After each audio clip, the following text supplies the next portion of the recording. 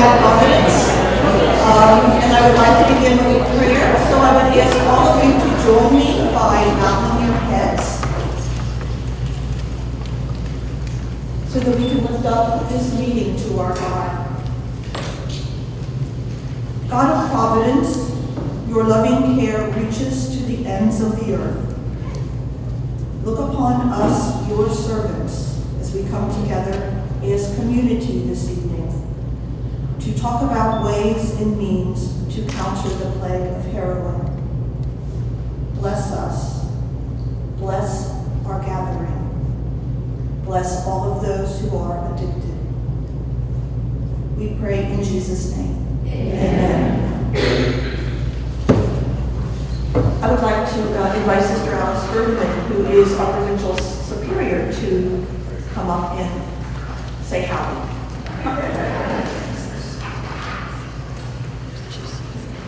I do want to welcome all of you here to our Providence Center and to Providence Hall.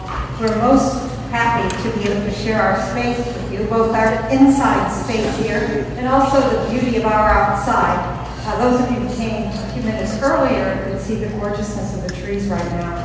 So even though the topic is heavy tonight, the fact is there is beauty all around us, and that sometimes is what we need in order to keep hope. We are happy to sponsor this meeting tonight and have as co-sponsors the St. Elizabeth Physicians.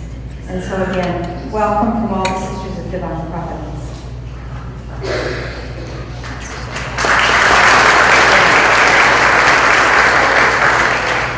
Before I introduce our first speaker, I just want to mention that on the round table, as you enter into the foyer of what we call our Heritage Room, there was some information about the Sisters of Divine Providence.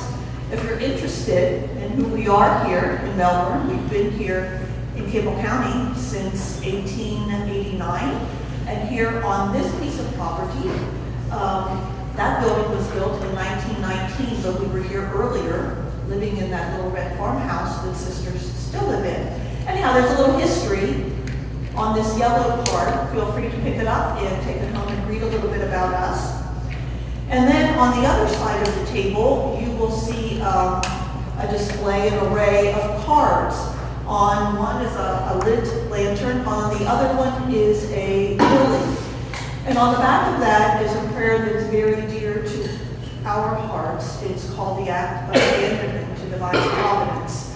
And this is for us, in which we turn everything over to God. So if you think that that prayer could be a consolation for you, we encourage you to pick it up.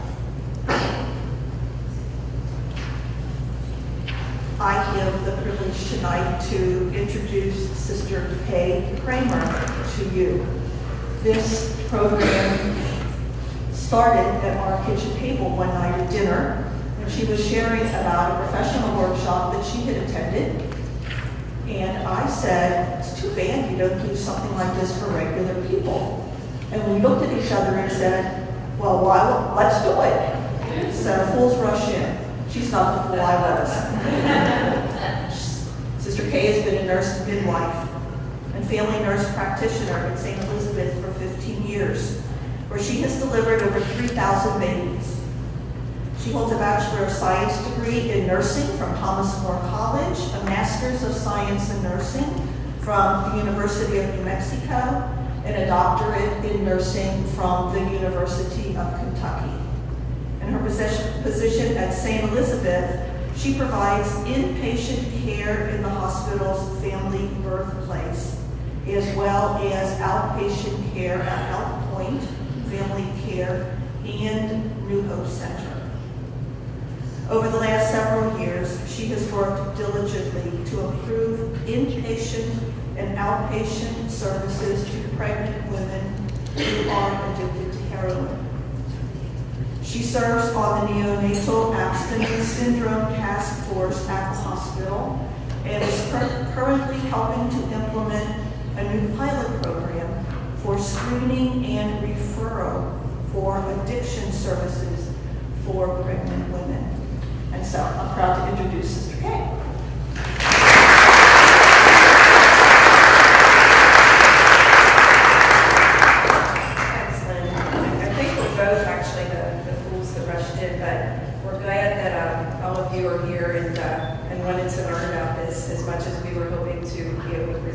you. So, how did we get to this point in Kentucky? Some of you may have heard last year in the national news that Northern Kentucky is the heroin capital of the United States. Did anybody hear that? I heard it and I thought, I didn't hear that right, but there it was. And there was a map of Kentucky and we were highlighted in it. Just yesterday I heard that maybe Charleston, South Carolina now has that title. So maybe we're we passed that honor on to Charleston, I guess. It's not a pretty topic and it's not a pleasant topic. And many people that are here have been so personally affected by this crisis, either by a child, another family member, through your work. And that's certainly how I've come to be involved. Pretty much every day that I'm working, I am taking care of pregnant women who are addicted. And it's really difficult, particularly if they have not had prenatal care, which is often the case for addicted women, or if they come in and they're high, even if they've had care but they're high. We have had women who sometimes are so much in need of getting heroin that pretty much as soon as the baby's born, they'll often sign themselves out of the hospital. So it's really, really painful and it's really difficult. And we work with such a fantastic team at St. Elizabeth, but we have had to learn about this as we've gone along. There's no roadmap exactly for how you do this. And so we've had some stumbles, we've goofed up sometimes, and we just keep learning. And I'm not sure why this isn't showing up. What to sleep? Oh, I know why. Sorry about that.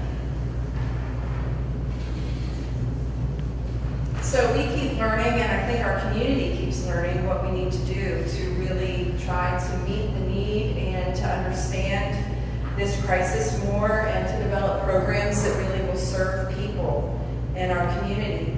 Because it's not just that there are individuals who are suffering, it's that we're all suffering because of this. And because we're all suffering, we all need to be involved in doing something. So when Sister Lynn and I were putting this program together, we thought about what could we call it, and the name or the title that sort of made the most sense to us is We're All in This Together. So it's not that people need to be embarrassed or ashamed or anything else. People will readily tell you when their child has cancer and ask you to pray for their child with cancer, or their sibling that has cancer, or their friend that has cancer. They won't as readily tell you about their child who's addicted to heroin. And hopefully we can start to remove that, because as we learn more and understand the process of addiction better, then we're more likely to be able to share it. So I had to get our wildcats in here somewhere. So when you think about Kentucky, these images might be things that come to mind of our state. But this is also what we look like. We look like this. And that's painful to see. And some of us in this room might be struggling with an addiction and maybe have not reached this very severe level. But most people, if their addiction continues for a prolonged period of time, their appearance really changes. And you can see it in their face and their teeth and their skin, their hair. And so we look like that as well. So I just want to try to cover a little bit in my section about heroin and how did we get to this point specifically in Northern Kentucky and then the impact of addictions. So what is heroin? Heroin is a highly addictive substance that comes from poppy plants. Remember in The Wizard of Oz? Frank Baum could have made that a field of daisies or a field of tulips, but it's a field of poppy. Why is that? So much of The Wizard of Oz has a deeper meaning than just the obvious story. And so part of the symbolism of that is that that poppy field was keeping them from getting to Oz, remember? So the meaning is what's in this can be a real stumbling block in your life. So most of the heroin that comes to the United States now comes from Colombia Colombia, and Mexico. Worldwide, the biggest supplier of heroin is Afghanistan. But most of what we get comes from Colombia and Mexico. And those countries seem to have divided up which heroin dealers they're working with. If you're on the eastern side of the Mississippi River, where we are, it's most often Colombia, and the western side of the Mississippi River, it's Mexico. It's a multi-million-dollar business, a trillion-dollar business, and people die every day who try to put up barriers to getting heroin into the United States. I work with a lot of our immigrants from Guatemala and Mexico and have heard stories about heroin dealers or traffickers coming into schools with guns and saying, I'm taking these 3 8th grade boys, maybe 3 big strong boys, having a gun, pointing a gun at the teacher, I'm taking them with me. Who's going to shout about that if you're in a poor school in a rural village in Mexico? So then they drag these kids in to start working with them and for them. And if you protest, they kill you. They really don't care about whether or not lives are lost, because there are other people that they can go after if lives are lost. This is what the plant looks like, and you see on this left side of the screen, and you see that milky substance that's coming out of the plant. And that actually then is where heroin, the powder form that heroin is typically used, it comes from that. So heroin is brought in many, many, many ways. If you just think about the amount of heroin that's needed, and I use that word kind of, well, that's needed in northern Kentucky on a daily basis for our folks who are addicted to heroin, that's a huge amount of heroin that has to come in just to our area. And so there are many, many, many ways that the drug traffickers use to get it here. This is one way. So, and I don't know if anybody's ever crossed the border, south of Tucson or in Texas, but you'll often see big soft drink trucks going back and forth across the border. So what they do now is they have these trays with the soft drinks, but only those are short bottles, and so the whole bottom of the tray is full of heroin. So they also use cans, either canned soft drinks or cans of various foods, and it's just full of heroin. A friend of mine who's a nurse midwife in Tucson, her husband works for U.S. Border Patrol specifically in this area, and they know for sure that there are Border Patrol agents that are bought off, because there would be no other way that so much heroin could be getting into the United States every day if some Border Patrol agents weren't in cahoots with the heroin folks. So one of the things that happens, and because of the work that I do, is I talk to our patients a lot. I hear a lot of stories. And nobody wakes up every day and says, I want to be a heroin addict, right? Nobody does that. So that's another way of sort of knowing that it really is a disease. It's not really a choice that people make, it's a disease. Because most of the people that I've talked to loathe themselves. They hate it. They hate what it's done to their lives, what it's done to their families. Many young people, it cuts them off in terms of a future of going to college or getting a good job or something that they really hoped for might happen in their lives. Heroin can just really cut that off for them. And this is what one of our patients told me. Heroin cut me off from the rest of the world. My parents kicked me out. My friends and my brothers didn't want to see me anymore, and I was all alone. This was a young woman who was half a baby. And there's a myth that babies are automatically removed from their mother's custody when the mother tests positive for heroin. We fight against that myth all the time. Of course, people have to step in. We have to make sure that babies are safe. But it's not automatically that babies are permanently removed from their mother's custody. But they will think that.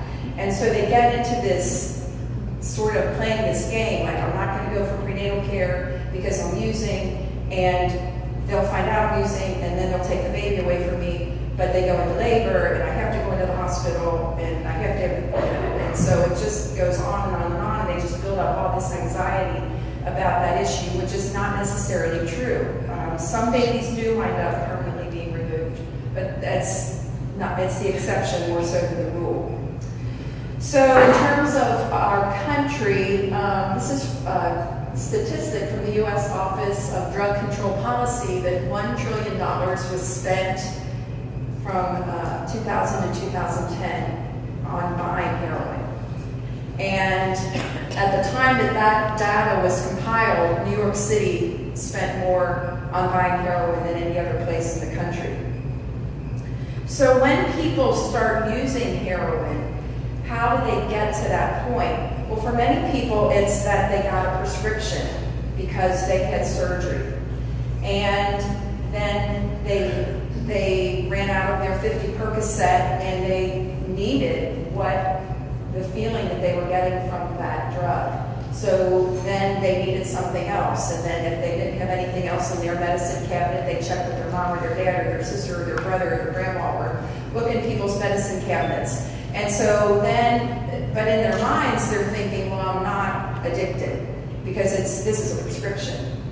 But then they run out of the prescription. And then the next thing is heroin, which is very cheap in our community, relatively speaking. So then what happens is they get this feeling of euphoria, or this rush, and everybody likes how that feels. But that feeling doesn't last forever. And then they need more, and then they need more, and then they need more. And sometimes what happens too is that heroin is cut with poisons or with strychnine.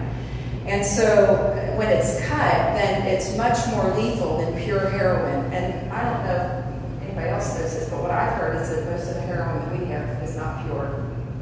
Yeah, so most of our heroin that's being sold now in our community is very dangerous, more dangerous than pure heroin because it's been cut. And particularly the black tar heroin, it can be particularly lethal. People inject it and then it can cause them to throw a blood clot and die. Another thing that sometimes happens is people will try to cut back or even start a recovery program, but then they relapse, and then they may go back to the dose that they had been using before they started their recovery, and then that can be lethal to them as well. So then long-term effects as use continues are many of these things. And I see a lot of this stuff in our patients, but I also see people that have no outward sign yet of any of this. And one of the things that we started to do at St. Elizabeth 2 years ago is drug test all of our moms who are admitted in labor. And initially we had some pushback about that, but every hospital now in our area is doing it. So somebody can't say, I'm going to go to Mercy Anderson, because I heard St. Lisa's drug testing everybody. Everybody's doing it. It was a decision made, and so it's hopefully improving things, and we definitely pick up positive drug screens on people that you, prior to that, would have had no idea that they were even using. So addictions are chronic diseases, and all of us might have something that we like, maybe just a little bit too much. Starbucks coffee, dark chocolate, fill in the blank, whatever yours might be. And so if those things that maybe all of us have a bit of an addiction or an attachment to would be heroin, we'd all be up a creek without paddle, so to speak. So just remember that whenever we're thinking about maybe judging people that are addicted to heroin, if heroin was the thing that we most like, we'd all be there as well. So then as it goes along, someone who's addicted develops a tolerance, and they really have difficulty controlling their use, and then really the focus of their life becomes getting more heroin. And certainly we see that, as I mentioned earlier, with our moms who sign out of the hospital pretty much as soon as the baby's born. They need a fix, and they've got to get out of there. And the strongest bond in a person's life is the bond between a mother and child. So for a woman to leave the hospital and to leave the baby that she just gave birth to is a really big indicator of how very strong this addiction is. So then, as I said, they just need more of it, or they need to use something stronger, a higher dose of heroin. This is what another young woman said to me, that her whole day is spent finding or taking drugs. You get high all afternoon. At night, you put yourself to sleep with heroin, and you live only for that. You're in a prison. You beat your head against a wall nonstop, but you don't get anywhere. In the end, your prison becomes your tomb. That's pretty strong words for a 23-year-old. They lose control after a while and really just are unable to stop. Another young woman said this to me: from the day I started using, I never stopped. Within 1 week, I had gone from snorting heroin to shooting it. Within 1 month, I was addicted and going through all my money. And many of our patients have said that they will do anything, and I mean anything, to get the money that they need to buy heroin. Things that before that they would have never in a million years imagined that they would do. They'll do. So they just are thinking about it more and more, and it truly consumes their life. One of the really unfortunate things that we know about these top causes of teen deaths is that so many of them are related to heroin use. Risk factors for heroin or for addiction: a family history of addiction, and that would be true for many people. I'm a Campbell County Kramer. People in my family put beer in baby bottles a long time ago.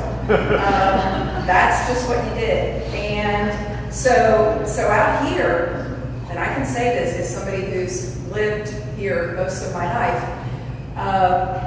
that's just normal behavior. And drinking is normal behavior, drinking a lot, smoking, and other things that are pretty much common for us. And it's not that way everywhere else in the country, particularly maybe about smoking and marijuana that's so available here.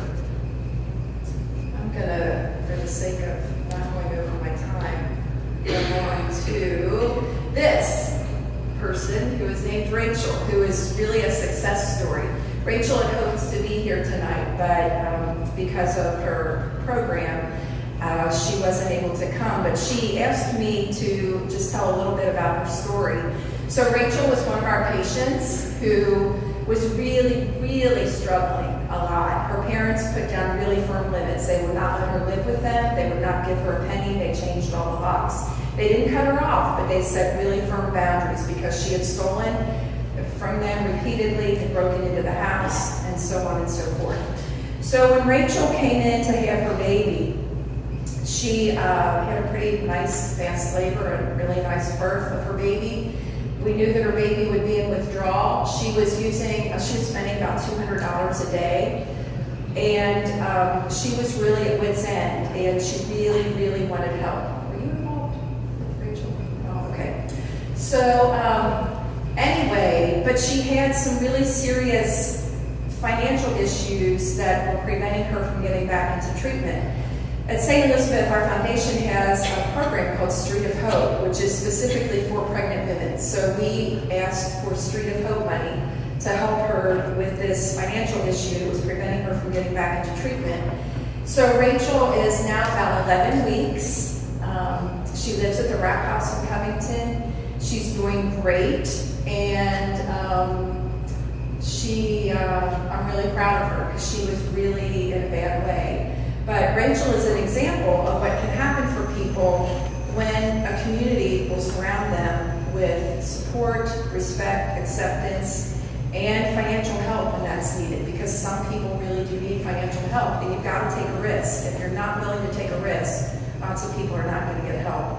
Some people that knew that we were trying to get some money for her said, I feel like we're throwing this money down the toilet. And fortunately, the people in our foundation office who make decisions about that money didn't feel like we were throwing the money down the toilet. So I was really, really grateful for that.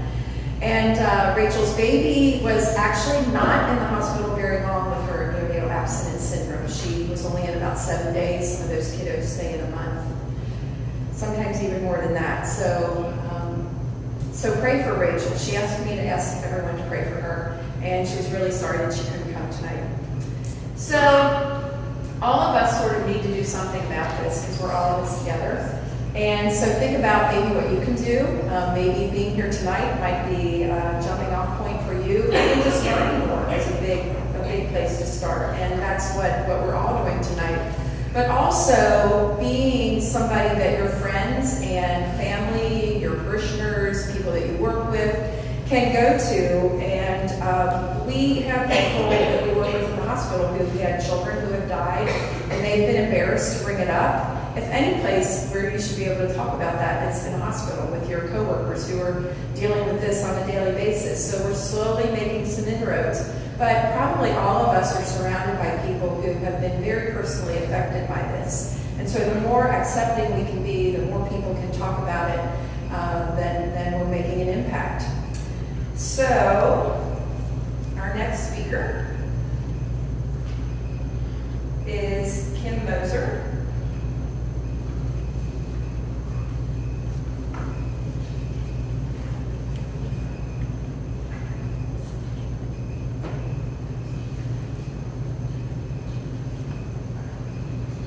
So Kim received her Bachelor of Science in Nursing from Spalding University in Louisville and worked as a registered nurse for many years in the neonatal intensive care unit at UK. She also attended the UK College of Architecture and worked as a medical consultant on some projects. Kim currently serves as the director of the Northern Kentucky Office of Drug Enforcement Policy. Kim has been very involved on the state level and nationally with the American Medical Association, and has a lot of experience lobbying. Kim has chaired the Kentucky Medical Association legislative efforts, and has also been part of the has been the legislative chair for the American Medical Association Alliance. Kim was elected the chair of the Kentucky Physicians Political Action Committee in September of 2013, being the first non-physician ever to serve in that position. Kim is doing really, really incredible work in Northern Kentucky, and I think all of us feel a debt of gratitude to you and to your office and the great stuff you're doing. So welcome, Kim.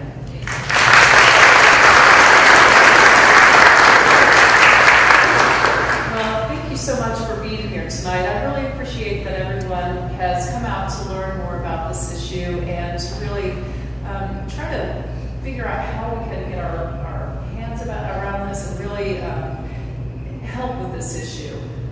Thank you for that kind introduction, and thank you for having me tonight. I just want to tell you a little bit about what we are doing in our office. It is the Northern Kentucky Office of Drug Enforcement Policy, and we've only been open since July 1st. Our office is funded by the 3 judge executives, the 3 fiscal courts, Boone and Campbell counties, as well as the R.C. Durr Foundation. And we are actually employees of the Northern Kentucky Ad District, so we are neutral. And you'll understand why when I talk about how do I do this. Oh, what's that? Okay. So Sister Kay did such a great job in talking about what addiction is and kind of how we got to this problem. And of course, in the news we are reading really all the time about all of the problems that addiction is causing in our area. And of course, we're reading more and more about drug overdose and deaths, and continued emergency room visits, hospitalizations that are very, very costly. We are seeing more and more babies born, as Sister Kay talked about a little bit, born to women with drug addiction. We are seeing a huge increase in communicable diseases such as hepatitis C, HIV. We expect to follow, unfortunately. And so these are all things that we need to, of course, talk about and have a plan to deal with. And then, of course, we're seeing more and more arrests and incarcerations because of the drug trafficking, drug possession. Our jails are overflowing. And so these are all issues that we're reading about, and it's drawing attention to the problem. Of course, there's the economic impact as well. The economic impact of drug abuse, generally speaking, is over $3 million a year in Kentucky. This is just in Kentucky. And alcoholism is right about the same, even a little bit higher, but we are expecting that those numbers will change a little bit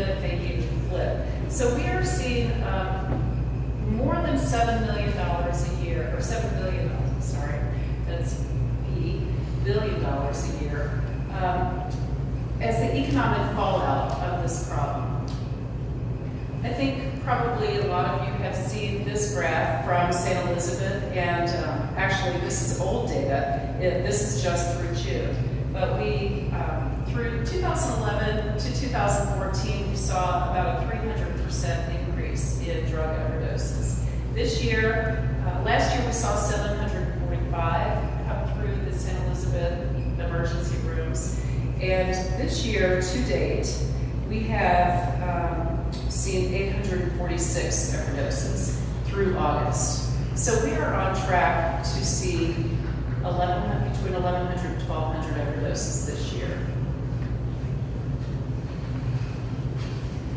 We talked a little bit about babies who are born to moms who have a substance use disorder. And last year, in 2014, we saw 129 babies born in St. Elizabeth's hospitals. Probably more like 250 or more babies were born to mothers with a history of drug use. And so clearly these babies are being born into situations that are not optimal, of course. To date, we have had 93 babies born, and so we expect to see probably close to 150 or more babies born this year with neonatal abstinence syndrome. The jails, as I said earlier, are overflowing, and 83% of the inmates right now, and this is pretty much the same across the state. We're hearing that 83% of state inmates have a history of drug use, drug abuse, and are in on some drug charge. 53%, we are, and I'll talk about our jail substance abuse program in a minute, but 53% of those folks meet criteria for dependence, actual dependence or abuse. Again, right along with the heroin overdoses, we are seeing an increase in heroin deaths. And I pulled out just the 3 highest areas in the state, and those are Fayette County, Jefferson County, and then Northern Kentucky is actually, I pulled 3 counties, Boone and Campbell, because we really do identify as a region versus a county, which a larger portion of the state does. But you can see that when adjusted for population, Northern Kentucky has a bigger problem than even Jefferson County, which has a population of 850,000 versus our 450 in our Northern Kentucky region. This is just a map of the state. Once again, just pointing out the 3 highest areas. And so, because of all of this, our office was designed, I guess, or the judges really wanted to figure out how they could help with the situation. And so I began having conversations with some of our judge executives about, what can they do to help? And so they really needed some oversight. They needed some people who were neutral, as I talked about earlier. My partner who couldn't be here tonight, or Kevin and I, we are neutral folks in that we are not part of an agency that deals with treatment. We are not really part of the fiscal courts. We really want to be able to look at best evidence treatments and see really what is working, what is not, to be able to analyze for the 3 fiscal courts, and to be able to advise the 3 fiscal courts on what they may be able to do. And so this is our mission, to provide advisory services to Boone, Kenton, and Campbell counties on the best evidence-based treatment and prevention strategies for reducing substance use disorders in our community. And so some positive things that are happening in our community are some of the things that we're working on. And I just wanted to spend a few minutes telling you that we are working on a lot of initiatives. Of course, there are a lot more that we could be working on, but we have to be pretty strategic and really focus in on what we think are priorities right now. Prevention and education, and getting the community engaged, such as a night like this, is a perfect way to continue educating, but we still want to prevent kids from ever using drugs. A lot of preventative efforts have been taken in the past, but we're really digging down on research and what works. We are actually right now working on an initiative with Hamilton County and Northern Kentucky together to have a regional message and to really be able to reach people with some best practices that might impact children and families and really educate folks. Northern Kentucky is providing the research for this marketing campaign, if you will. It's not really marketing, but it's getting the word out about what we're doing. And so we are trying to identify how people get their news, how people get their information, what is the best way to really reach children and kids in school, of all ages, really. How do we educate parents about this? How do we teach parents to talk to their kids about drug use? And then, of course, providing resources is another piece of the education. Another really important step that Kenton County has taken, and we're hoping that this will serve as a model for all of our jails in our area, is the Kenton County Jail typically has, and correct me if I'm wrong, our jailer is here, Terry Carl, about 650 inmates on any given day, is that right? Close to 700. And how many slots do we actually have? Like 550? I mean, we're always, really overcrowded. That's right now about 65, 70. Okay, so we have about 65 or 70 over what we actually have beds for in the jail. And so, to that end, Jailer Terry Carl and the fiscal courts in our office kind of got together and we said, all right, what are some first steps that we can take to really help the folks, and for lack of a better term, we have a captive audience. How can we really make best use of the folks who are in jail, incarcerated because of drug problems? And so we were able to hire a jail navigator, and he's actually the director of inmate services. I don't see Jason here tonight, but he's very, very active, and he's kind of the perfect person to help deal with this problem. But he does assessments of the inmates when they come in, and he has actually written a treatment program in the jail, and there are 3 phases in the program. It's a pretty great program. Depending on how long an inmate is incarcerated, they can participate in treatment for 30 days, 60 days, or 120 days. And once they complete their treatment, we are starting a Vivitrol pilot.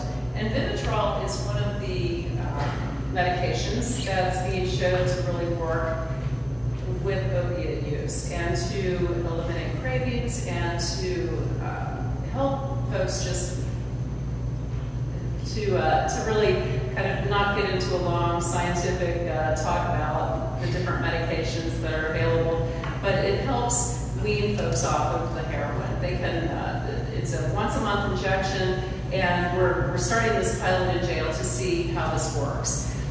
We have been able to get some of the injections actually donated because there are issues with Medicaid payment in jail and so forth. And then we are establishing a strong connection to St. Elizabeth's Vivitrol and Suboxone Clinic and intensive outpatient on the outside, so that we can keep people from, once they're released from jail, from getting back into that cycle of using, they are in jail, they reset their tolerance, they aren't using, they get out, they use again, they overdose, they're right back in this cycle.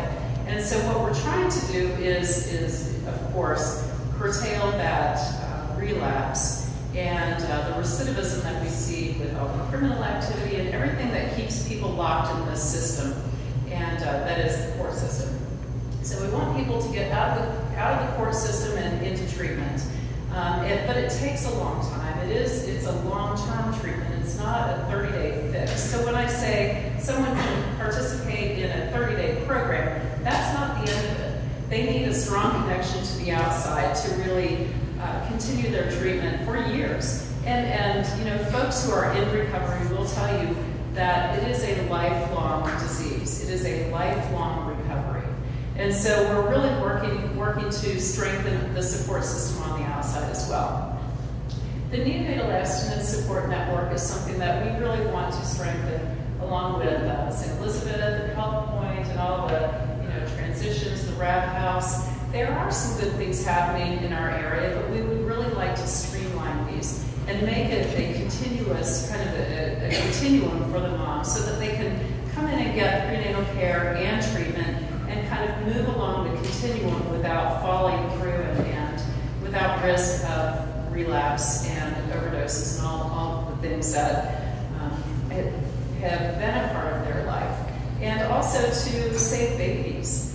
We really are seeing, like I said earlier, we're seeing a huge increase in the number of babies who are born into this situation and with withdrawal. We don't really know the long-term health effects of that just yet, and but we are seeing that with treatment, and specifically with medically assisted treatment, and that would be with methadone and Subutex for the mothers, the pregnant moms. They can't use Vivitrol yet, even though some of these drugs like Vivitrol seems like maybe a magic bullet.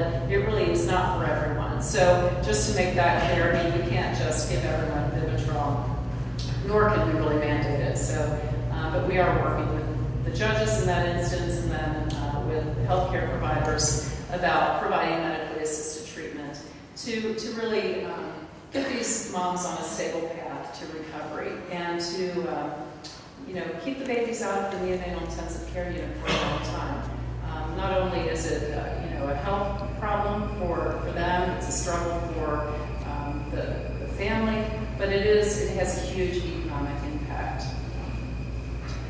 We are also assisting the Northern Kentucky Drug Strike Force and our regional law enforcement agencies as requested. So we are trying to talk to our law enforcement and to see how we can help. What is it that we can do to really help strengthen what you need to do? And so, some of the things that we're looking at are, and this doesn't mean that it's going to happen, but we are investigating high-intensity drug trafficking areas, whether or not this is something that would help. We have the ear of Senator McConnell right now, who is very engaged in this issue. In fact, I brought with me a piece of legislation, and I'll talk about, I'll get back on track here. I was talking about law enforcement, but while we're talking about legislation, and I just finished talking about neonatal abstinence, today, McConnell's bill to address prenatal addiction and infant opioid withdrawal passed. It passed the Senate, and so this will allow, hopefully, more funding. It still needs to pass the House, and so if you want to know who to call later, you can talk to me, and I will tell you. I will give you their numbers. So, but anyway, back on to law enforcement. We do have Senator McConnell, who is very engaged in this issue, not only with the neonatal abstinence issue, but also with the law enforcement and the trafficking issue. And so he has offered to help if this is something that we need. Like I said, we're talking to the experts, the law enforcement. That would not be me. I am happy to facilitate anything that they need. So that's kind of what we're doing with that. Also, there was a Good Samaritan provision in Senate Bill 192. I know that law enforcement are very well aware of this. And it's likely going to be tweaked, and we're looking for input on that as well. Like I just talked about some legislative issues, we are advocating for legislation and any regulatory changes that need to happen with even Senate Bill 192, which passed last year, the Heroin bill. It's very comprehensive, but sometimes when you pass a bill, you start to implement it and you see that there are some things that need to be changed. And so some of those things are being talked about right now, but we're continually looking at improvements, ways to improve what we're doing, ways to improve funding, ways to improve treatment. And so, these are all issues that we're working on in our office. We're also working on getting a comprehensive helpline for our community, and this is a regional effort. So we are very busy. We are talking to, like I said earlier, jailers and judges, and we visited every drug court and family court. We're really trying to understand how we can help everyone who's involved in this issue. So that is really all I have. I don't know that we're doing questions at the end. So I will hand this back over to Sister Kay, and thanks very much.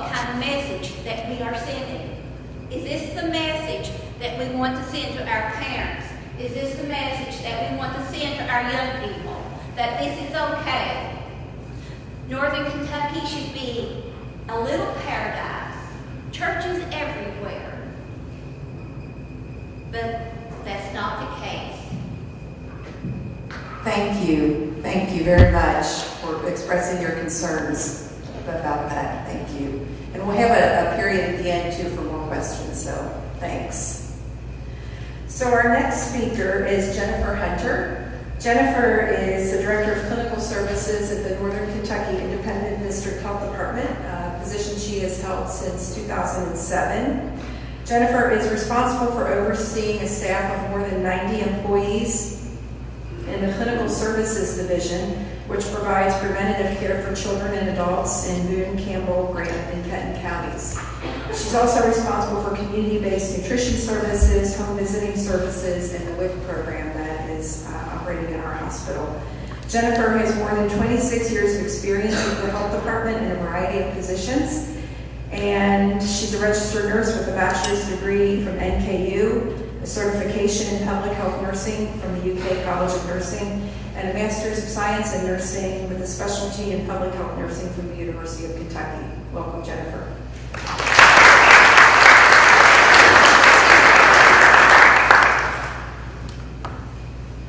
I'd like to start out with a little bit of information about myself because when I first started in public health about 26 years ago, I never thought that I would be talking about issues like heroin.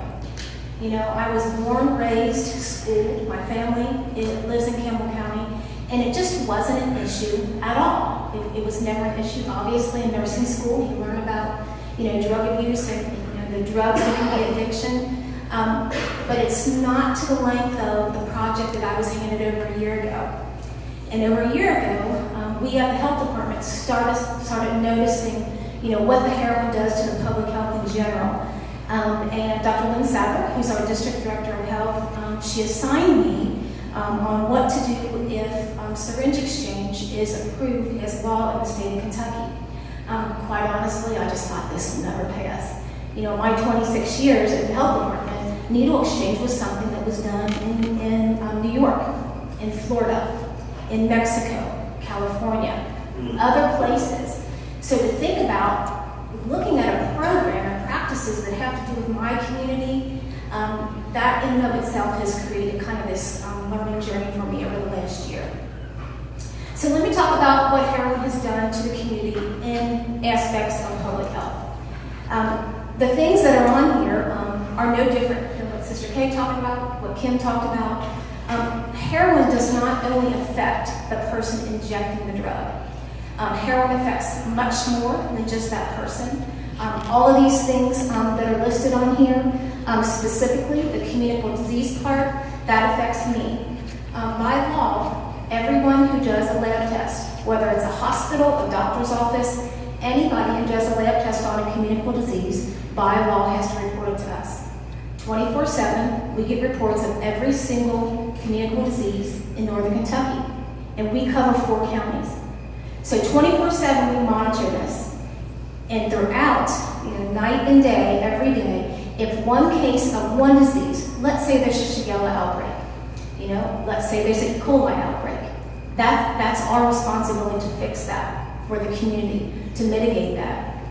And 2 years ago, I started seeing on a daily basis hepatitis C reports coming in an abundant amount. That was not the case for us. Our normal hepatitis C in northern Kentucky, it was in a very, very low level. It was not anything, honestly, that was really on our screen. Once in a while, maybe we would get one, but all of a sudden, we started getting reports every day.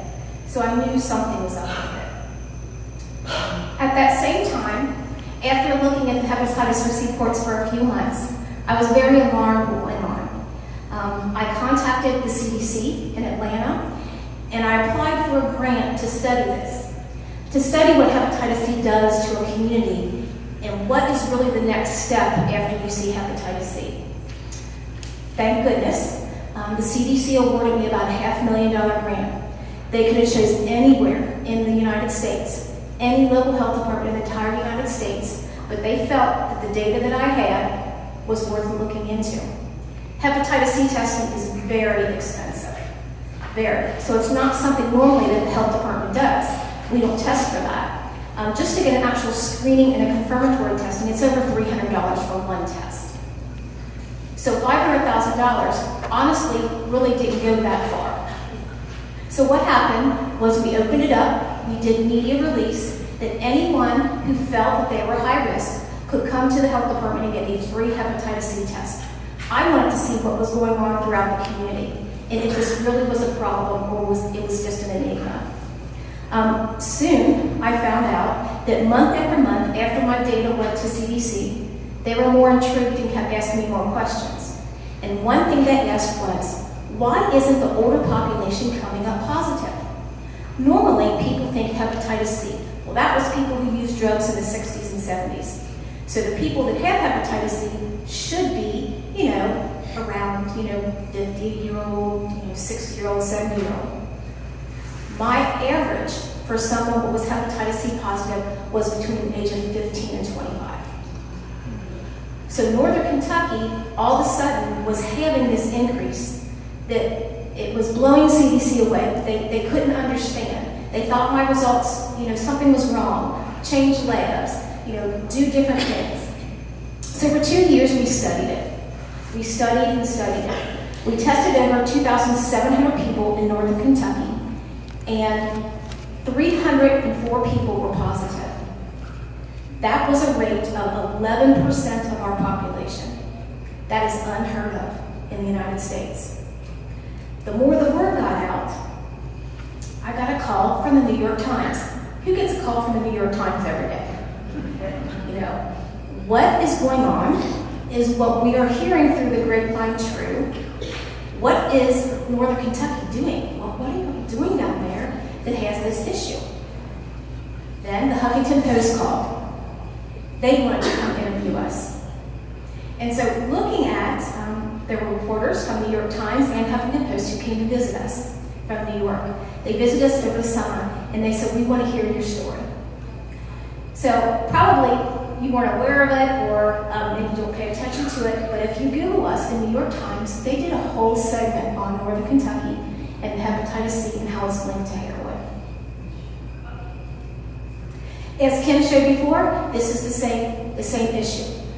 We have to look at everything in our community to see what the problem is. That's just what we do in public health. So we work with St. Elizabeth so that they can tell us how many people are dying, because we need to know that also. As the health department, we get every birth and death certificate of everybody in the 4 counties. So we see when people die, we see what they die of, and what we were finding was a discrepancy. They weren't dying of hepatitis C, or on the birth death certificate, it doesn't say they died of heroin. It was always something else, so it masks really what was going on in Northern Kentucky. As Kim showed before, this is the same. The 3 hot spots in Kentucky for people dying: Northern Kentucky, Lexington, and Louisville. But look how dark Northern Kentucky is, the 3 counties. Now, as a health department, we also consider Grant County in our jurisdiction. Grant County, the small rural county that we have, is almost as high as the other 3. Now, they're a little bit of shade less than blue, but they're up there also. At the same time that I was doing the hepatitis C study, all of a sudden, we would get calls.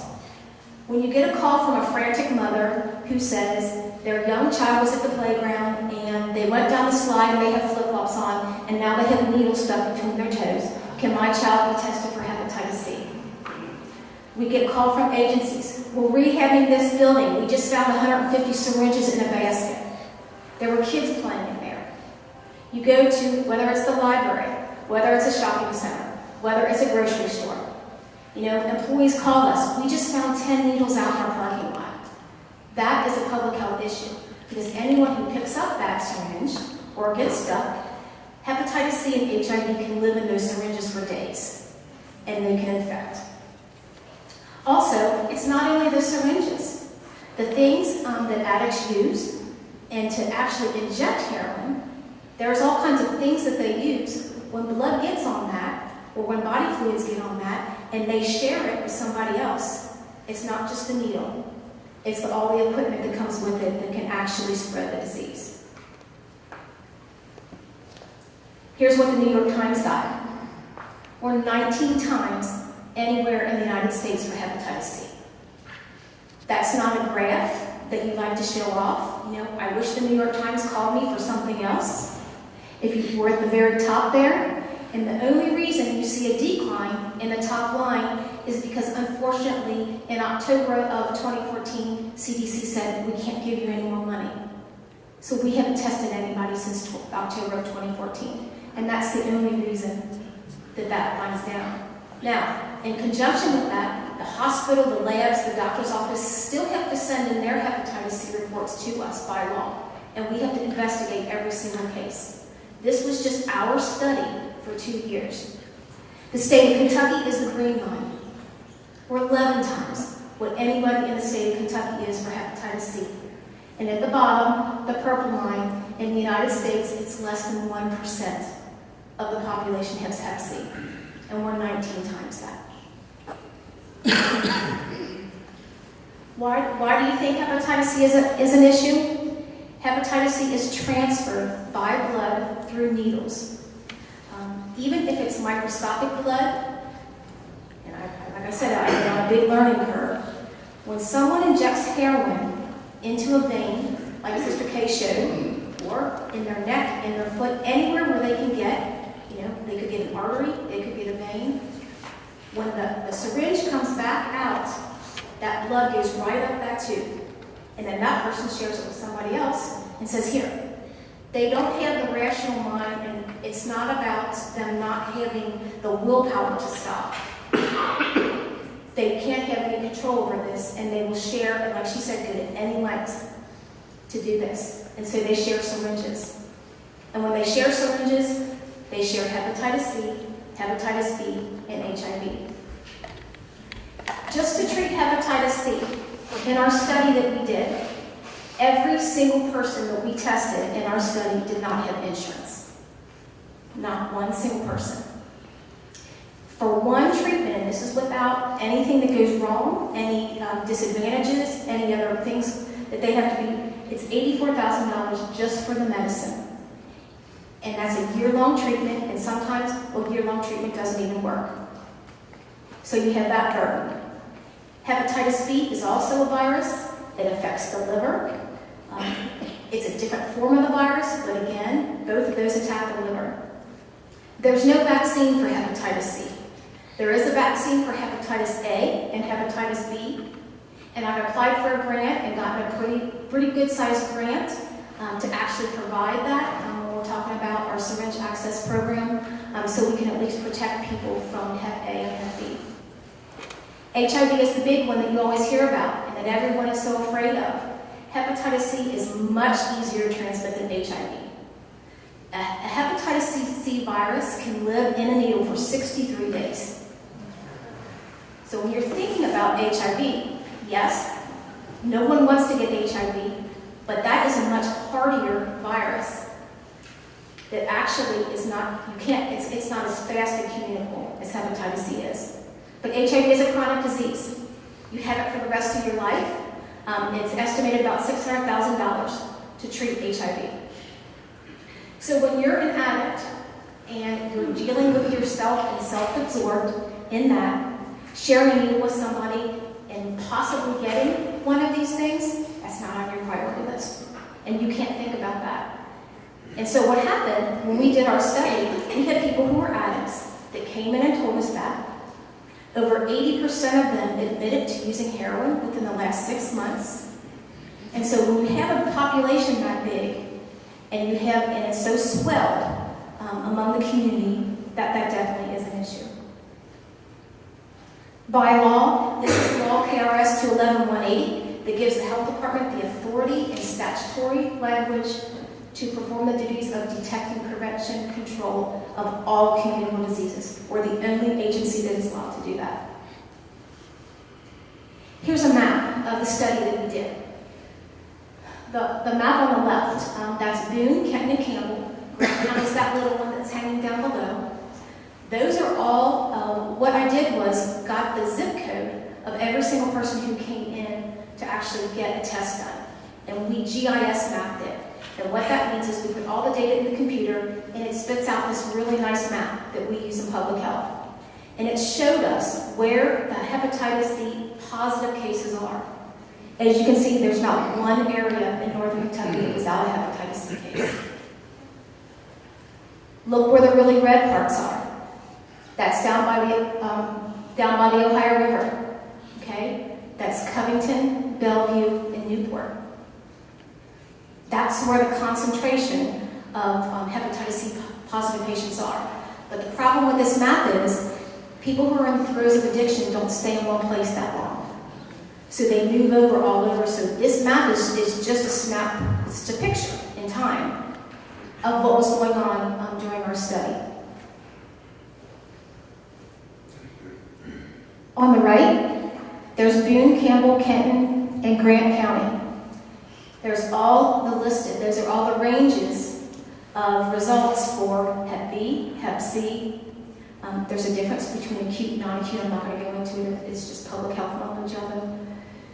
But HIV accumulating, HIV is on the rise. And that is always comes behind. It's a transition. Hepatitis C outbursts and HIV comes soon behind.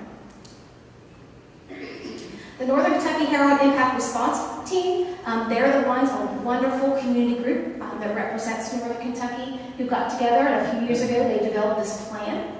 It's an actual great plan. This is such a complex issue. There's not one single fix. There's not one single bullet. There's not one single pill. Everybody together has to do strategies and work together. There's 4 pillars that are the basis of the plan for Northern Kentucky, and as you can see, prevention, protection, treatment, and support. Syringe access exchange programs meet the definition of protect.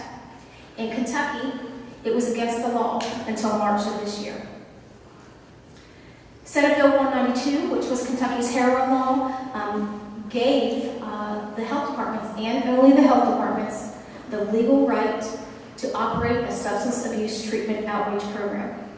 We have never done this. Like I said, I didn't have any experience in this. So to be tasked with this and developing a program, I had to educate myself. I spent time over in Cincinnati with the Cincinnati program. I was in contact with Chicago, New York, Oregon, Washington, all of the best practices around the whole United States. I started calling and talking to the nurses who were in those programs, along with reading what the research said was best practices. Some people think syringe access is just handing needles out. It can be.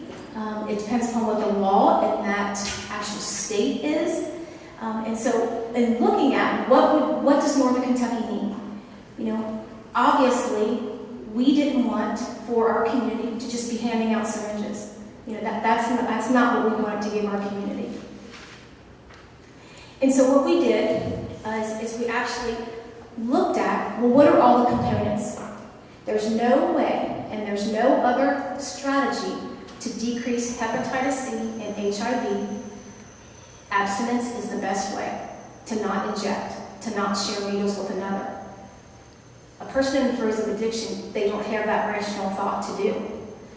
So the only other method to help decreasing that, you don't want somebody with a heroin addiction to also be dealing with Hep C, which makes you very, very, very ill, obviously and costly, and HIV. We don't want Scott County, Indiana to happen. I don't know if you all know about Scott County, Indiana, and if you've heard about that, they had a huge outbreak of HIV in their IV drug using community. Scott County is almost identical to the population of our Grant County. So to think that that is miles away and it wouldn't happen in Northern Kentucky, once we took our stats, we actually worked with them during their outbreak, and we worked with that health department. They had to do an emergency action, their governor did, and put into act because it was against the law in Indiana to have a syringe access program. So we worked with them.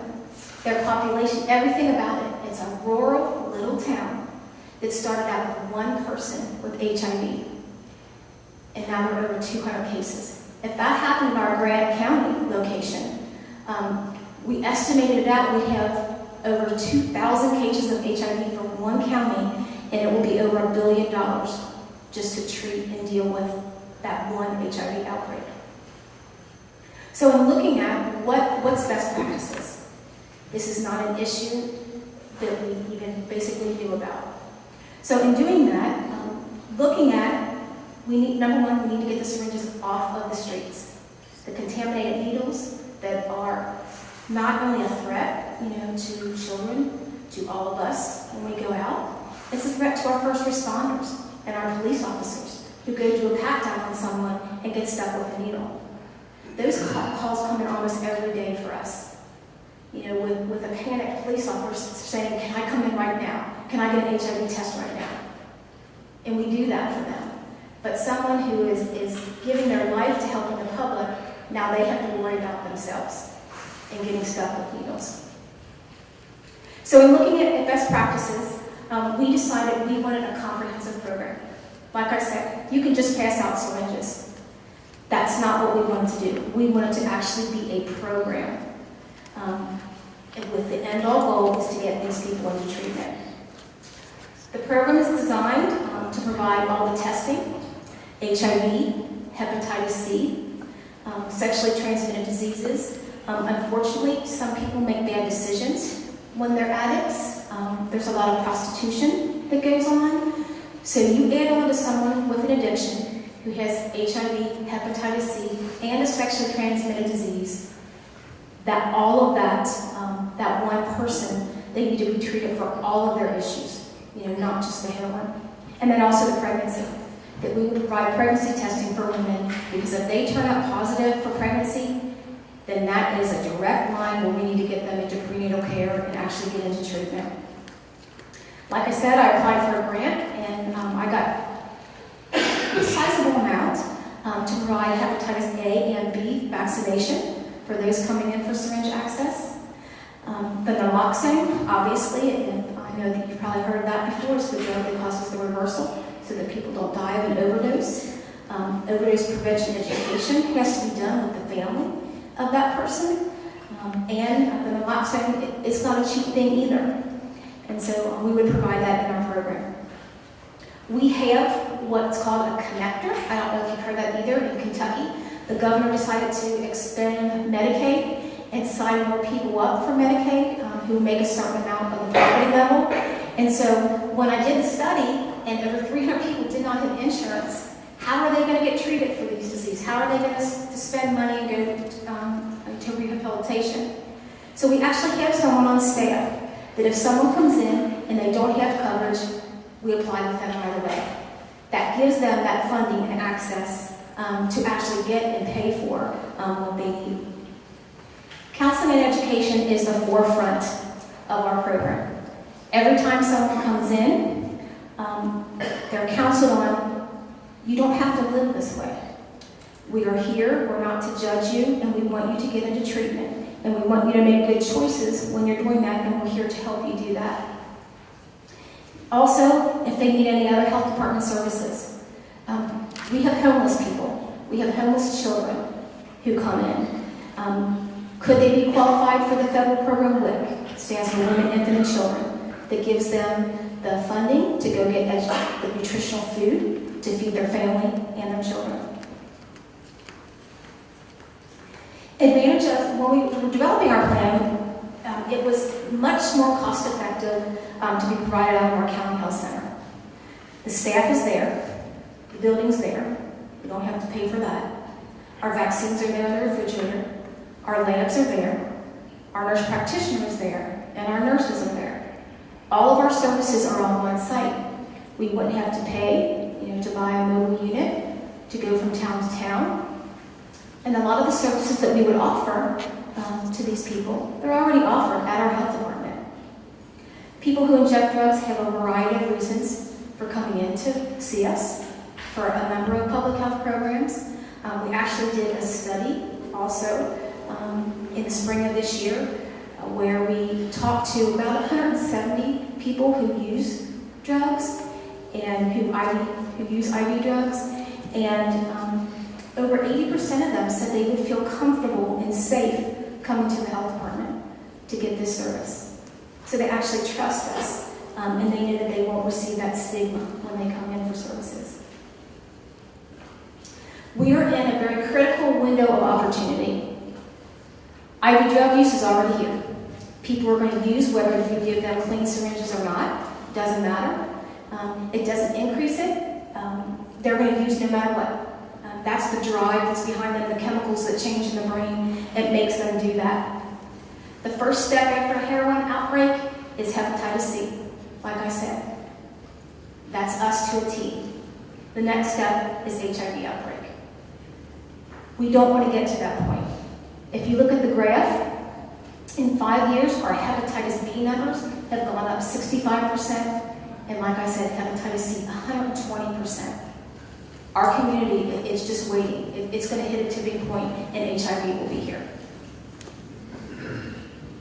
That's where we are right now, between the second and third stage.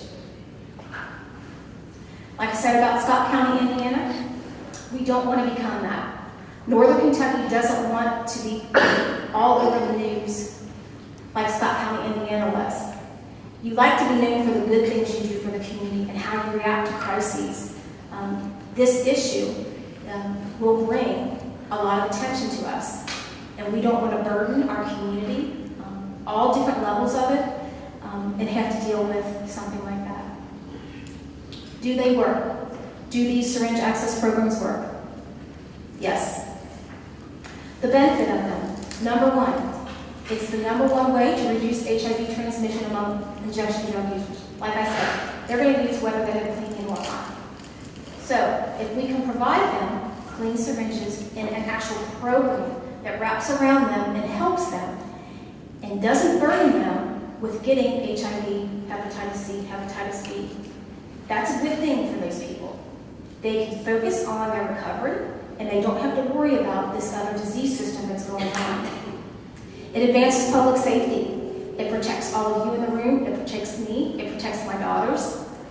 It protects everyone in our community from these syringes that are all around. It protects our first responders. and the police and the fire and those people that are there to help us every day. It serves as an important link. If they come into us for this service, counseling and education and a specific call to a treatment center is what they'll get with us. I'm working with St. Elizabeth and the other providers in the area of Brighton Center so that when we get someone, we can just call up the phone and say, so-and-so's ready. They're ready to go to treatment. Can you take them right now? Because if you don't have that linkage, they'll go back out and start using again. And it's the most cost-effective measure of an intervention to decrease HIV and hepatitis C costs in a community. These programs have been going on for 30 years. This is a map of the United States and all the programs. There's over 200 programs in the United States that have syringe access. They might call it something different. They might call it needle exchange. You probably heard a number of different things. We decided not to call it needle exchange because that's not what our program is. Our program is a comprehensive program that will offer all these services and not just the syringes. Since March of this year, Louisville is the first county and city that actually started a syringe access program. Lexington was second. Pendleton County was third. And we don't have one up and running yet. It hasn't been approved. Some misconceptions and myths. This is all research-based. This is just not our opinion of it. The research shows those three things. Like I said, it doesn't start the use of the drugs. It doesn't increase the use of drugs. It doesn't increase crime in the areas where you have these programs. None of that has been researched to be true for over 30 years. Our work today. What we had to do, when the law was enacted in March of this year, it gave us the go-ahead to start. But there was a number of different steps that we had to go through and a number of approvals that we still have to go through. The first thing was our District Board of Health had to approve it. And your District Board of Health, the Northern Kentucky District Board of Health, unanimously approved the program that myself and a colleague put forward to them. Read through the best practices, read through what we thought that we could do. Unanimously, they approved it. What the law in Kentucky says is the next thing you have to get is you have to get the approval of your fiscal court and the city council in which you want to run the program. That's a little challenging for Northern Kentucky because we have 4 counties. If we want to have one in every single health center that we have, that means that's 8 approvals that we need to get. So, Grant County jumped up first. We've already been to the Williamstown City Council. That's where our health department is located, in Williamstown, right next to St. Elizabeth on Barnes Road. Unanimously, Williamstown City Council said, yes, come to our community. We need this. There was a number of personal stories that also the council people were talking about. The next thing we have to do then is we have to go to the Grant County Fiscal Court. And I'm hoping that next month when we go, that will be approved. That will be the first one that will be up and running in Northern Kentucky. With the program plan that we put forward, we obtained feedback. We put it through committees. We asked for public opinion. We have it on our website. We took a number of different feedback options for this so that we could incorporate. In fact, the Covington Police Department gave us a lot of good information about what they thought would help them in helping us with this program. And that's what we've done. We've entertained for that. The staff were trained. The actual experts from New York came down the second week of September, trained all of the nurses. So they are well prepared to start this program and to help these people get into recovery. Funding. We applied for numerous grants and received them, and they're very sizable. The funding that was provided by one local and a number of state. We do have a federal grant also. It is not specifically for the syringe exchange, but it's for specific parts of the education of the program. So we have the money to do it. The actual support we're doing now, just like I'm doing tonight. I feel like I'm on a circuit. We're going around and talking to different groups. That's all what we're doing, is putting the facts out there and letting the community know the facts of what the issue is. Some people don't even know we have a hepatitis C problem. They're just not aware of it, nor that HIV is soon going to come behind. The local support that we have. Grant County Local Board of Health, they support. Northern Kentucky Agency for Substance Abuse Policy, it's called ASAP, they also gave us funding. The Northern Kentucky Heroin Impact Response Task Force supported us. Northern Kentucky Hates Heroin. PAR, People Advocating Recovery, St. Elizabeth, and the office that comes with the Northern Kentucky Office of Drug Control Policy has written letters of support and said that this is best practice and this is what our community needs. The issue of this, like both of them have talked, is this is a very sensitive issue. Looking at what the community needs, like I said, I never thought that I would have to look into something like this. But all the best practices show that this is what you have to do for your community. If not, you'll be dealing with not only addiction, but then the actual epidemics of those diseases that will be with your community for a lifetime, and also the people. Thank you.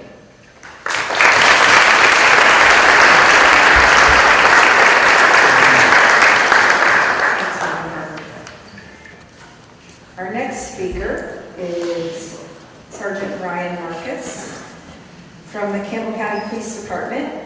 He's been a police officer for over 12 years. He started working at Southgate and then moved to Campbell County in 2007.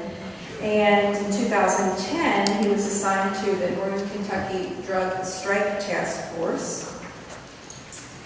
And he then transferred to what's now known as the Campbell County Drug Task Force. And then in April of 2015, he was promoted to the rank of sergeant and now is the supervisor for the Campbell County Drug Task Force. Ryan.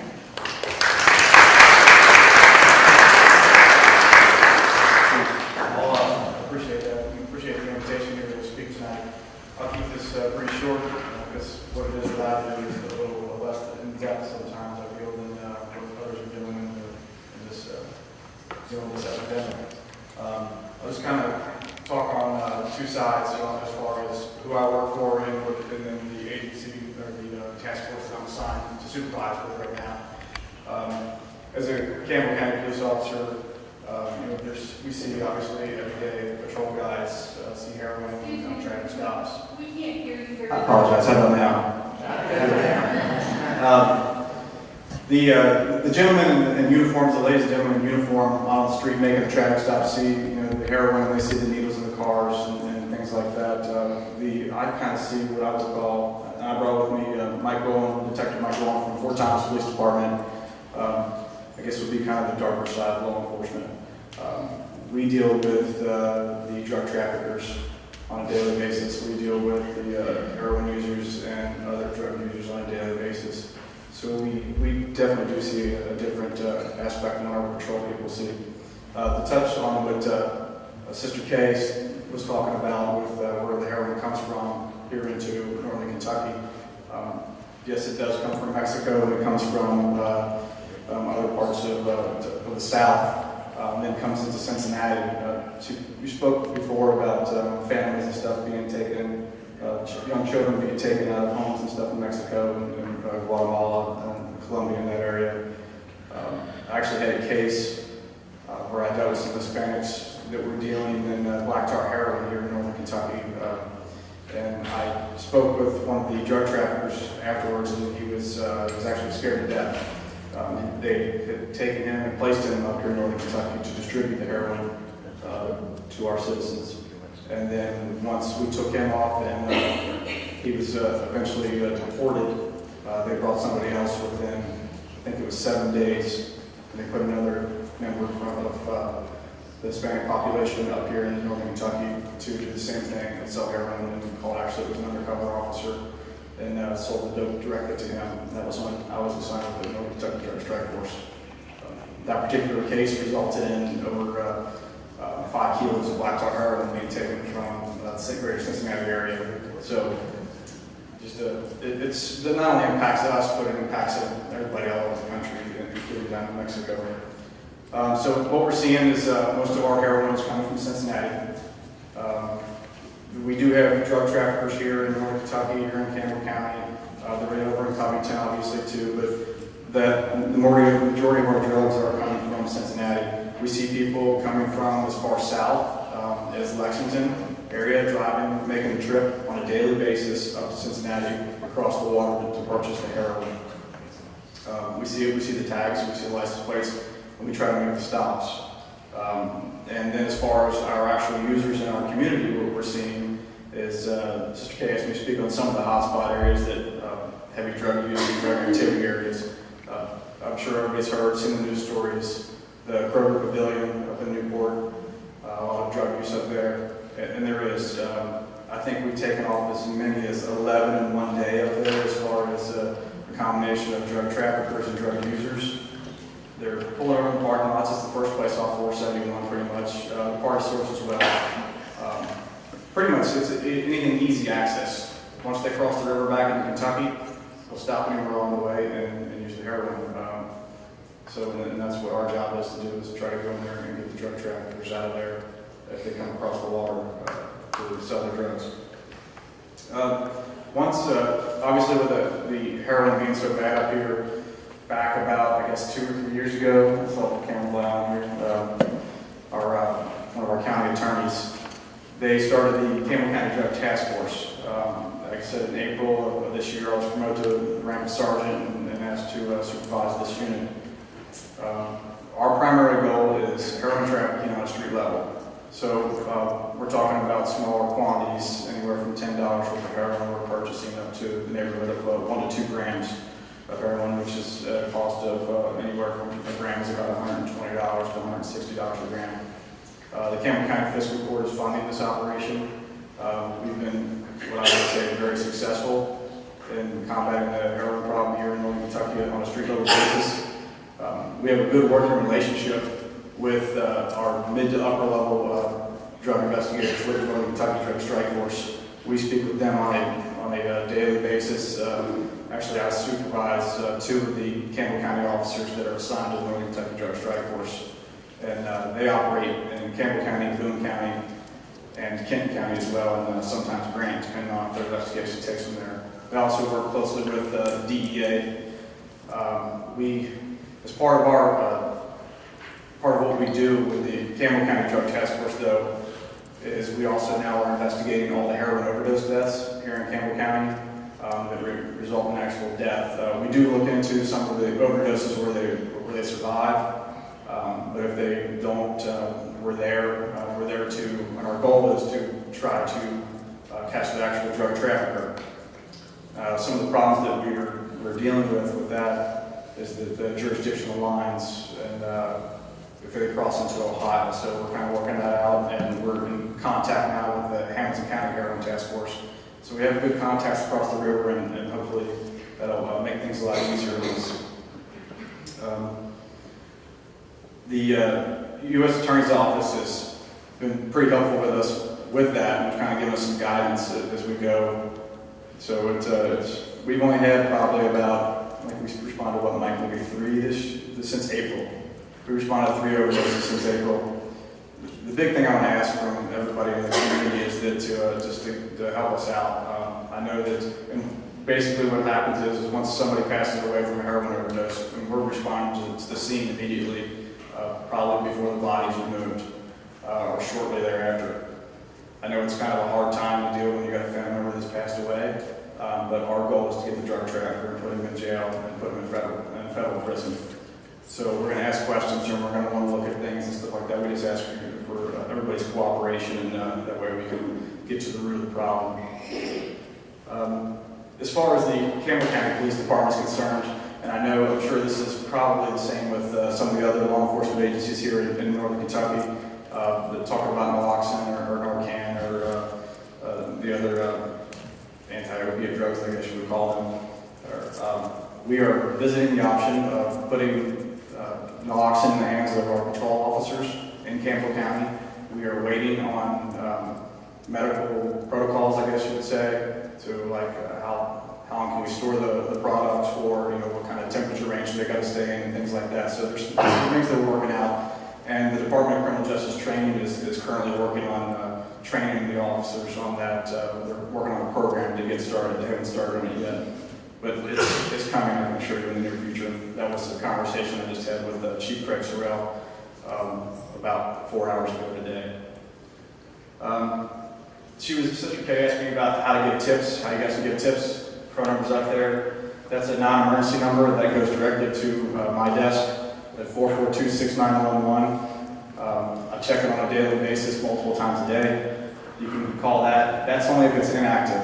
And the thing I want people to understand is that you're never bothering us by calling. If it's an active drug trafficking, something's going on, we see a drug transaction, just call 911. Don't call that number right there because chances are I'm not going to answer it. The fastest way to get the police is call 911. Don't call a friend or anything like that or somebody that you know that's a police officer because by the time the information gets to us, they're far gone. It's too late. There's also an email address in there if you prefer to email. Any information you give us, what the people look like that were trafficking the drugs, any vehicles, license plates, anything like that would be helpful to us. And like I said, you're never bothering us. Just be observant when you're out there and you're in the community and stuff. And if you see something that looks out of place, it's probably out of place. If you see something that looks like a hand-to-hand transaction, most people are pretty smart. They can figure it out. Just give us a call, and I'll be available afterwards for questions.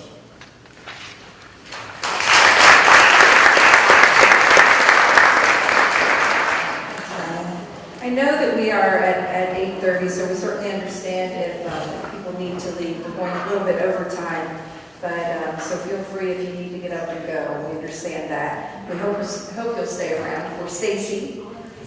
Okay, all right. This is my colleague Stacy Nance from St. Elizabeth. It's really short, and I'll just introduce myself. I do oftentimes, but I've been a nurse for 20 years. And I've done a lot of pediatric nursing, but about 13 years ago I came to St. E. and I started working in a community health program. At that time, my family was just learning that our 16-year-old son was diagnosed with chemical dependency. So I was very involved in learning as much as I could because I had two brothers who struggled with alcoholism and addiction, and I said, we're not going down that road. So being the nurse and the mom, I became very proactive and learning and didn't really know it was going to help me so much in my career over the past 13 years. But worked as a community health nurse in that time and did a lot of work in Kenton County, primarily Covington, with first-time moms that were at risk, having their first baby. So then for the past 7 years, I've worked as a supervisor with that program and done a lot of coaching and educating with the nurses on that team and helping them because we see so much addiction in the families that we work with. And then not only the client that we've worked with or who we see as our patient, but in their families and really trying to reverse that with them. So the past 3 years, we've just seen more and more and more and more. So all of that work has really led me up to a new position with St. Elizabeth as the clinical nurse liaison. So I'll be working with the pregnant women coming in with substance use disorders. So I'm very excited, and I feel like all the work I've done over the years and my passion has really prepared me for that position. But one of the things Sister Kay really asked me to speak on was, again, just all this experience. About 2.5 years ago, I lost a brother to addiction. So usually every Friday night I introduce myself and I say, hello, my name is Stacy, and I represent many people in recovery or battling the disease of addiction. So I have a son who's been battling for 13 years. I lost a brother 3.5 years ago. I have a 21-year-old niece currently at the Brighton Center with about 4 months clean from heroin, and I have a sister, 32-year-old baby sister, who is 3.5 years from alcoholism. So I say that very proudly because I know that recovery is possible. So from all that, I felt about 2.5 years ago, God really put it on my heart to use my experience and my knowledge as a nurse and reach out and be a support to people in the community. So I started a support group at the church I attend in Florence, which is Seven Hills. And we have that group every Friday night, and we've been doing it for about 25, 26 months now. So from that, I read a lot, go to a lot of events, and came across some really good resources. And so that's what Sister Kay really asked me to share. But I think it's important to understand how did I come upon these resources, because I'm pretty picky about what I choose to believe it. So I met another nurse at a recovery event last year, and she's from Louisville. She has 3 adult children who have struggled with addiction. One of them she buried, I believe, about 2 years ago. And her name is Arlene Boneline Rice. She also went to seminary school. She wrote this wonderful book called Parent of an Adult Addict. It's one of the best resources you can get into the hands of anyone that you can read in about 1 hour, and it's a good reference guide. In the back of it is a ton of other resources that will help you. And when I was checking out all the resources and making sure they're valid, I came across another really good one called POW. And that's a support group that was started in Arizona by a man named Mike Speakman, and he's a person in long-term recovery. And he wrote a book called The 4 Seasons of Recovery. So his support group that he has, that someone started from attending his family groups there, he actually provides the tools to have other support groups across the nation. So in kind of doing some studying and finding out about it, I found out there's one in Georgetown, Kentucky. So I had this group already at Seven Hills, didn't want to change it, but he said we could incorporate some of the resources. But from that, another great person, the co-chair with People Advocating Recovery, she started a PAL group at Mentor Baptist Church. So they're in the back. There's lots of great resources for family members. Take somebody, go with them if you know somebody, because it's just as important for the family to learn how to help their loved one. Lisa with People Advocating Recovery, her and I and a couple other folks, we did some work with some focus groups with some people in recovery, and one of the things we heard over and over from them was, I got better when my family got better. So with that, I'm not going to go into it for the sake of time, but on the tables I put a handout, and it lists 10 ways, family, you can help yourself and your loved one. So I would encourage you to take a look at that. It's very simplified. I was going to go through it in a little bit more detail, but I assure you, if you can get someone to go to one of the POW meetings or another support group, they'll really learn a lot about how to help a loved one. In addition to that, to the POW group at Mentor Baptist, Catholic Charities also had someone step up and say, hey, we want to do a POW group too. So we have 2 POW groups in Northern Kentucky. We have the SOAR group at Seven Hills on Friday night. So some really good things have come out of that. And one of the main things is that it starts getting rid of some of the barriers. There's a lot of stigma, shame, and embarrassment for all of us. If I wasn't a nurse and I didn't feel confident about who I am as a person, as a Christian, I probably would be stuck in my shame and hide in my house too. But I didn't cause this disease, and I just encourage all of you to be a part of helping someone else get to the resources and get the support, because the main thing that we all need is education. Even as a healthcare provider, we say we need a master's in addiction education right now. And so do the family members that are dealing with this. So I encourage all of you to stop by the booths and pick up some resources. You can find out about the meetings. I know Northern Kentucky Hates Heroin has information about the Casey's Law, which will allow family members to do an intervention and have the loved one court-ordered to treatment. So any other questions? Just in there so we can try to get out close to being on time and allow time for questions. Thank you.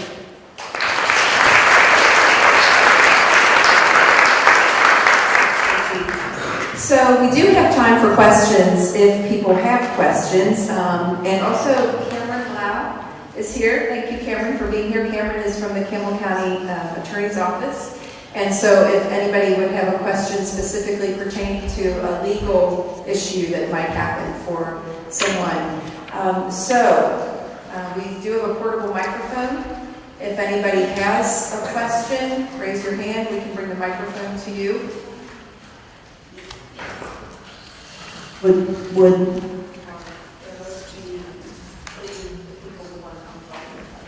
Yes, and panelists would be available, and as well Cameron would, if anyone would want to come and talk privately, if it's a question that you would just want to direct to one of the panelists. So feel free to do that as well.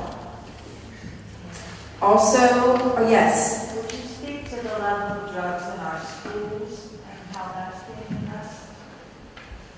not the best person to address that. Kim, maybe?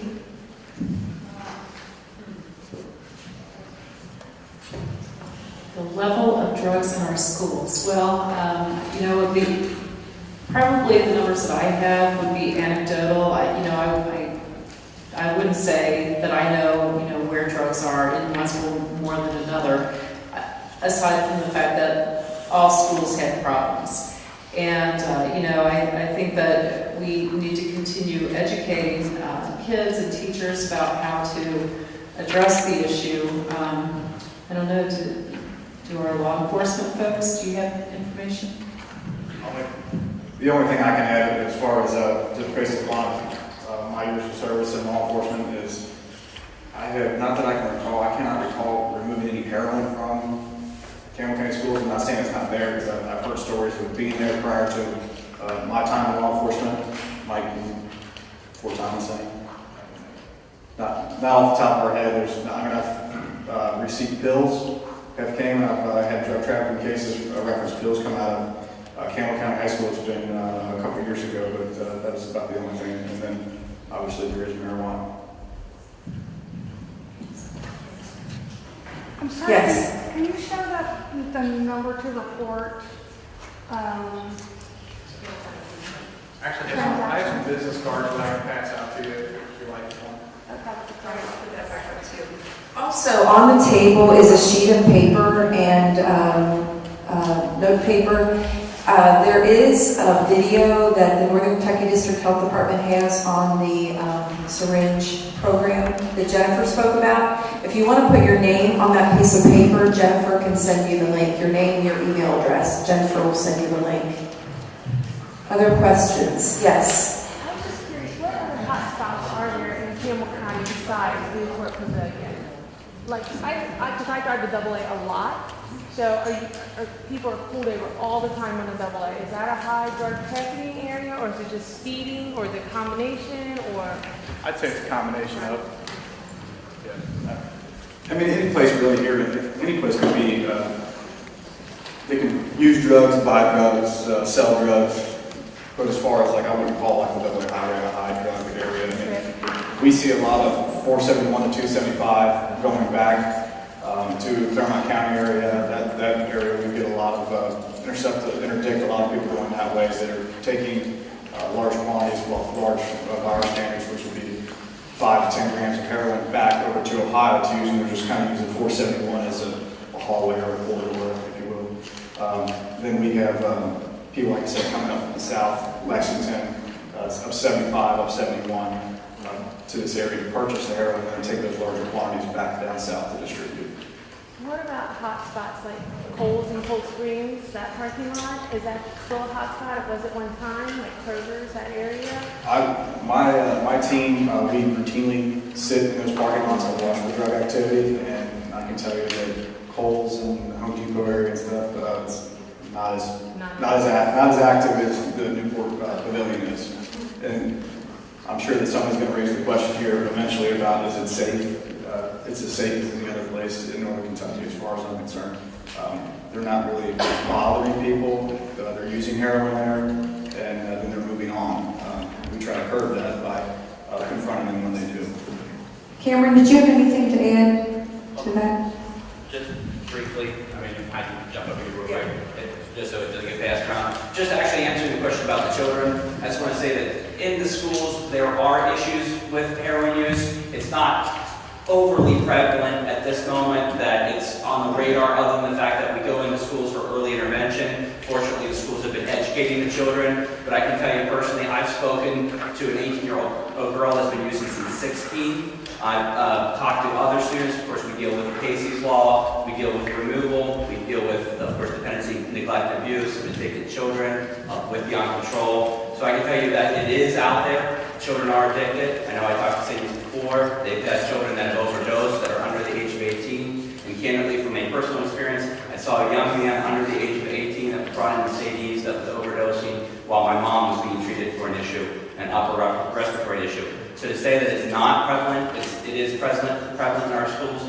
Fortunately, they've tackled it just by early education, and I think that's assisting. but it is there and it is a scary fact of life. As for where it's located, as I said, is double A, a highway, a major transportation area. Not that we see from prosecution, other than the fact that it is 275, so right by the water exit. Of course, they are going off to use, but all spots are. And it's mostly in gas stations you'll see them, or other parking lot areas where they'll use, they'll overdose. The attendants will call, and that's where we get them out. So.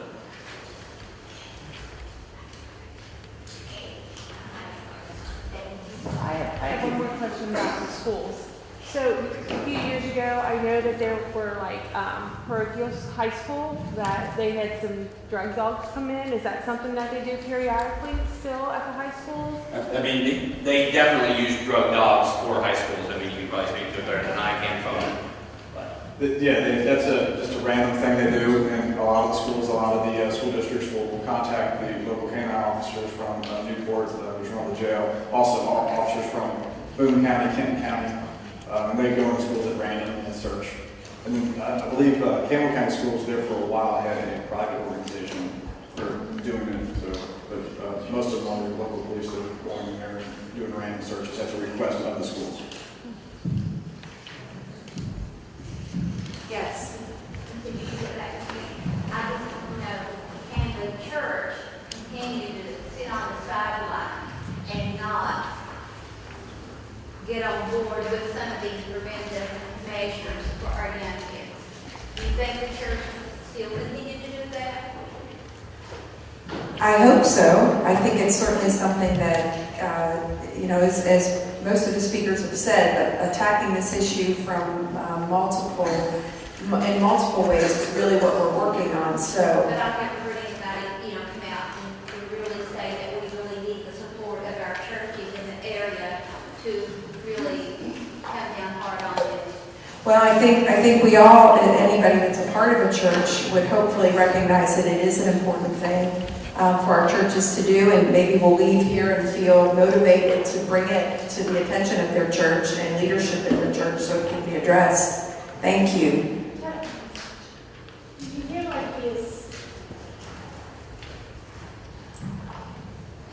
Do you have ideas about how we can take what we've learned tonight back to our workplaces and to our parishes and our communities? What can we do to help? Are there activities that we can get involved in to help prevent heroin usage or the spread of disease, whatever? Scare them to death. So we have resource people here from Catholic Charities and from Northern Kentucky Hates Heroin and from PAR. So I think one thing that everybody can do tonight is leave here with some information. Many, many wonderful initiatives and activities, programs are happening because of those folks. And so, as well as our speakers, yes, certainly. And so to leave here with information from the back table, and then just start talking to people. Just bring it up in your church, in your workplace, with your friends, and then start going to a meeting of Northern Kentucky Hates Heroin Park. They have meetings regularly, so there's a lot going on. And once you start to connect with one of those organizations, you'll learn more about what you can do. It's a great question. What is one of the safest places in the area to live? Would it be Independent, Motherville, or where would be the safest place to live? This a safe place to live? Melbourne.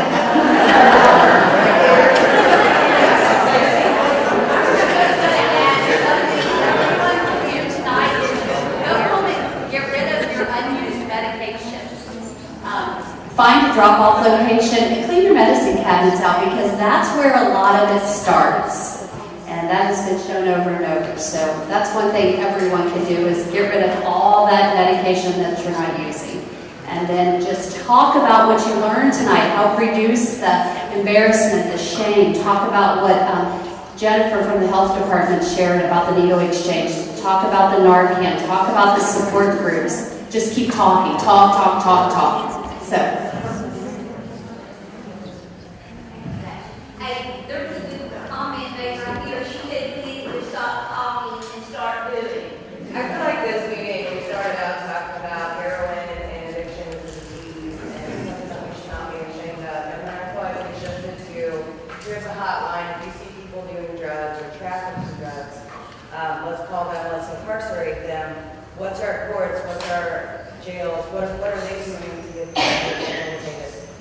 of society. Besides slapping felony charges on our young people and our loved ones, and then that's sticks with them for the rest of their lives. And then we also, one other thing, we talked about Casey's Law, and Casey's Law, if they will not go to rehab, we can put our loved ones in jail and hope that they're safe there. There's a problem with drugs in our jail. Are the drug dogs going to the jails, and if not, why? We actually have a drug dog, just to answer that last question first about the drugs in the jail. Like all jails, drugs are brought in. That's no hidden issue. It's always been an issue. We have a drug dog that's actually located in the jail itself. So yes, it's routinely run. As soon as any tip or any idea of drugs are being brought into it, they immediately look into it. They have actually a detective that's on staff that does nothing but investigate issues and crimes that occur inside the jail. So that's how they I guess, oversee the jail and the issues with the drugs being brought in. Are there drugs and is there heroin that has been brought in? Absolutely. Have they found needles in the jail? Yes. Are they dealing with those issues? Absolutely. Just like all across the United States whenever there's a crime that occurs in a jail. But to answer the question about what are the courts doing, about Casey's Law, etc., of course, from our perspective, law enforcement is an absolute resource to be used. Law enforcement, we are very aware, as they talked about the overpopulation in jails, drug addicts, of course, being 52%, as according to the statistic, are known users or have abused drugs or will be considered at that threshold. And those people, of course, need treatment, not incarceration. Incarceration is a level that we begin in, and then, of course, we now have a rocket docket because, and I can only go back from a 2011 statistic to answer in a part, 60% of prosecutions for heroin were occurring in Campbell County and Boone in 2011, and it's obviously jumped up from there. And we're only roughly 4% of the population. So we had a huge issue, and we still have, obviously, and it's continuing to rise. So the government has allocated funds for a rocket docket program, meaning that the individuals that are identified as users are then accelerated through it, and usually within several weeks, we can actually get them into recovery programs outside of the jail. So to say that reporting to law enforcement is just like locking someone up with a problem, not dealing with it, quite the opposite. The fiscal court has approved a program for our jails to begin treatment programs inside the jails. Does that include Campbell County? Campbell County is, yes, it was absolutely approved. It was approved over a year ago, and I'm not sure where I saw a member of our fiscal court here, but I can tell you that we are dealing with that issue and tackling with it.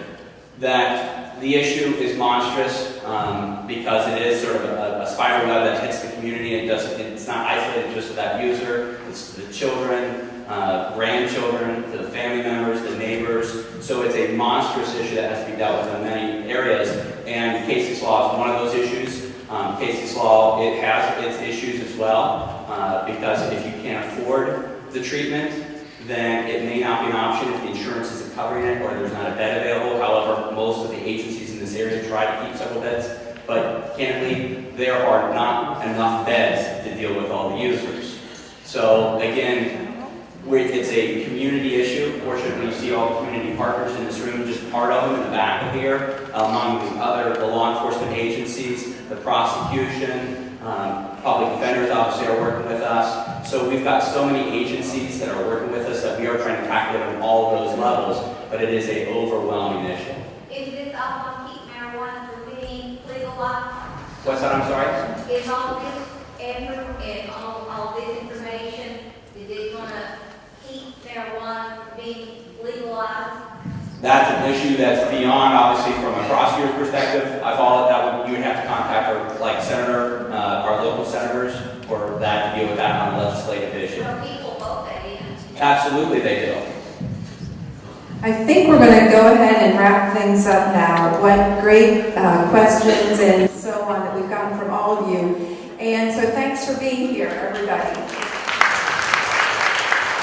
And if you have a question to just direct to any of our speakers, we'll stay, and then please stop and see our resource people. Cookies, lemonade, and water back there. Help yourselves. I want to say something. I'm a parent and an addict, and I'm part of the co-facility of Lisa.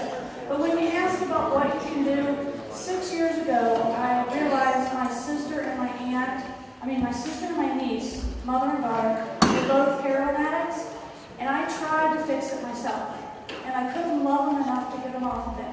So I decided that I was going to do something. I knew I couldn't fix them, but I was going to do something. So I heard about PAR, People Advocate Recovery, because I felt like I have to do something. So I did, and I started learning, I started advocating, I started talking about it. So when you ask what is being done, this is what's being done, what we're doing right now. And I came here tonight, even though I buried my niece yesterday.